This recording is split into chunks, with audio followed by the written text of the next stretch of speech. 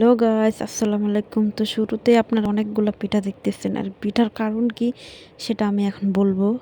তো এই যে আমার ভাবি এখন এখানে পিঠা বানাইতেছে, পিঠার জন্য কাই গুলতেছে। এই যে এটা বলে ডিমের কেক। তো ডিম কেক বানাবে, আমাদের নোয়াখালী যেটা হয় সেটা হলো ডিম কেক। তো এখন উনি এই যে ভাজা শুরু করে দিছে, অলরেডি একটা মনে হয় ভাজা হয়েও গেছে। এখন এখানে অনেকগুলো পিঠা হবে, যে দুইটা আগে পিঠা অনেক ভাজা হয়ে গেছে, এখন আরেকটা পিঠা বসাইতেছে।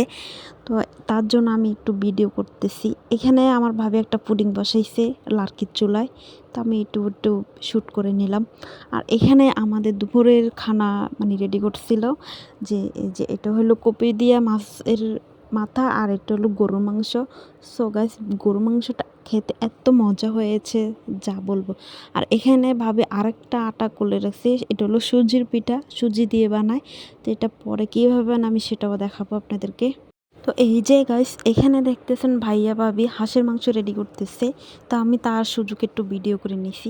তো এখন চলে আসছে এই যে সুজি দিয়ে কীভাবে পিঠা বানাতে হয় সেটা দেখাতে। এই যে আমার ভাবি বানাচ্ছে, সাথে আমাকেও দেখিয়ে দিতেছে কীভাবে গোল গোল করে যে তেলের মধ্যে দিতে হবে।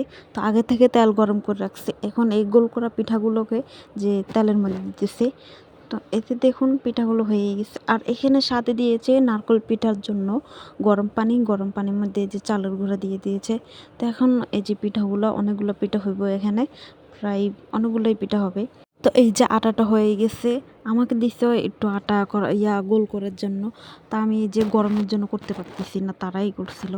এই যে দেখুন এখানে নারকেল পিঠা হইতেছে, সুন্দর সুন্দর নারকেল পিঠা হইতেছে। আমিও ট্রাই করছি, আমিও অনেক কটা বানাইছি। মাঝখান থেকে ভাবিয়ে পা ঢুকাই দিছে, জাস্ট আমি ভিডিও করতেছি তার জন্য। তো এই যে দেখুন এখানে অনেক সুন্দর সুন্দর ডিজাইন করা নারকেল পিঠা হইতেছে, এইটা কিন্তু আমিই বানাইছি। তো এই যে আমাদের সব কিছু রেডি হয়েছে, এখন আমাদের মেহমানরা খেতে বসবে। আজকে আমার ভাইয়ের বন্ধু বান্ধবী অনেকগুলো আসবে, তো তাদের জন্য বানাইছি এগুলা। তো তারা খেয়ে ফেলছে, এখন চলে যাচ্ছি যে রান্নাঘরে আবার রাতের জন্য খোলা পিঠা বানাতে। এখানে খোলার পিঠা বানাতেছে ভাবি হাঁসের ডিম দিয়ে, তো সাথে হাঁসের মাংস। তার জন্য ভাবি খোলার পিঠা বানাতেছে, অনেক কটাই ডিম দিছিল এর সাথে। এখন ভাবি আজকে যাতে বাসায় অনেক মেহমান আসবে তার জন্য ভাবি এখানে অনেকগুলো আটা করতেছে, সাথে 5-6টার মতন ডিম দিয়ে দিছে। এখন এই যে এগুলো ভালো করে ম্যাশ করতেছে। তো ম্যাশ করা হয়েই গেছে, এখন এই দুই সাইডে দুইটা খোলা বসানো হয়েছে দুই চুলাতে। তো এই যে ভাবি কত সুন্দর করে মাশাআল্লাহ পিঠাগুলা বানাইতেছে। হুম ঘুরিয়ে ঘুরিয়ে সুন্দর, খুব সুন্দর করে জ্বালিয়ে হইতেছে। তো এখন এই যে আরেকটা চুলাতে দিতেছে, আরেকটা হোলাতে। হ্যাঁ, এটাও অনেক সুন্দর সুন্দর করে ঘুরিয়ে ঘুরিয়ে দেবে ভাবিয়ে।